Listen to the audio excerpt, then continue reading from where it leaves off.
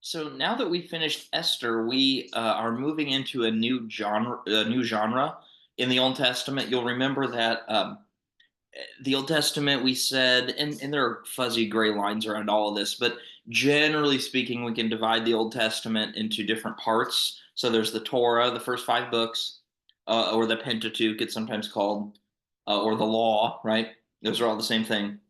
Then there's the historical books, which we've just finished. Um, Joshua, maybe even Deuteronomy a little bit, but Joshua through Esther. And then we move on to what's called wisdom literature, and later we'll get to the prophets. But we're moving into wisdom literature here. So what is wisdom literature? What's included? Definitely Job, Proverbs, and Ecclesiastes, and then most of the time people would include Psalms and Song of Solomon also. I would. You can further subdivide these, but just generally speaking, this is wisdom literature. So keep in mind that these are not chronological. In other words, because Job comes after Esther, that doesn't mean that Job is like next in the history. This is a different genre. Job, Proverbs, Ecclesiastes, definitely Psalms are sort of chronologically they weave into the historical story and the prophets. So the many of the Psalms are written either by King David or in the tradition of King David, and so that's going back to the Samuels, right? So you can imagine that David, as let's say David wrote them, you can imagine that somebody is recording David's actions. Meanwhile, he is writing the Psalms. Okay, that's important for us to understand that this is not like Joshua's way back here and Micah the prophet's way over here. They're in different times. Not necessarily. They weave in and out. So the wisdom literature is about making sense of the world liturgically. In other words, in the worship life, logically. Um, if two plus two must equal four, right? Making sense of life. Logistically, how do we live life? Wisdom literature is all about making sense of the world. Here's what I mean by that.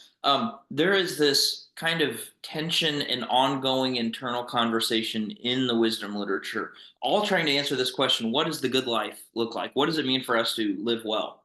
Proverbs is kind of cut and dry. Proverbs paints a picture of a life that's kind of black and white, frankly.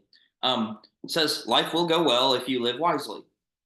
Fair enough. That's often true. But then Job comes around and says, "Well, sometimes that's not correct, right? I mean, sometimes we live wisely and bad things happen." Then Ecclesiastes comes along and says, "Well, if it does or if it doesn't, does any of this matter, right?"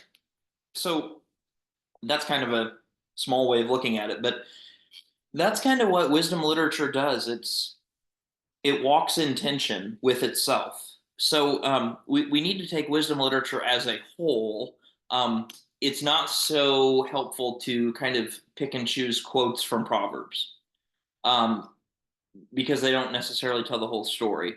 And so there's this difficult line that we walk when we read wisdom literature because it's all true, and yet it needs the rest of the wisdom literature to paint the whole picture. So wisdom, what do we even mean by wisdom? Wisdom in wisdom literature terms means being in line with God's ways. There's this phrase that's used quite often in wisdom literature, fear of the Lord. And I can remember being a kid at camp, reading about this in our Bible study at camp and that thinking there was something wrong with that, right? Because to me, 8-year-old me heard fear of the Lord, and I thought of being scared of God. That's not what we mean. Fear of the Lord being more like being in awe, having a sense of reverence and respect for God. Not like I'm God and you're not, but not in sort of this mean way, but condescending way, I should say, but um, just in a way where we step back and just say, "Wow, God," you know. So Jesus, haven't gotten to Jesus yet in the Old Testament. We're not going to get to Jesus in the Old Testament, but Jesus is often viewed as the sort of embodiment of divine wisdom, the embodiment of God's wisdom.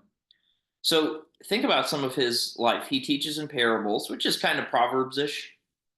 He challenges easy answers, like Job. He speaks, not peaks, he speaks about the kingdom of God in upside down existential ways, like Ecclesiastes. Paul in 1 Corinthians calls Christ the wisdom of God. Remember back in John when we talked about the Logos? Yeah, so Jesus fulfills the Torah. He's the answer to the prophets.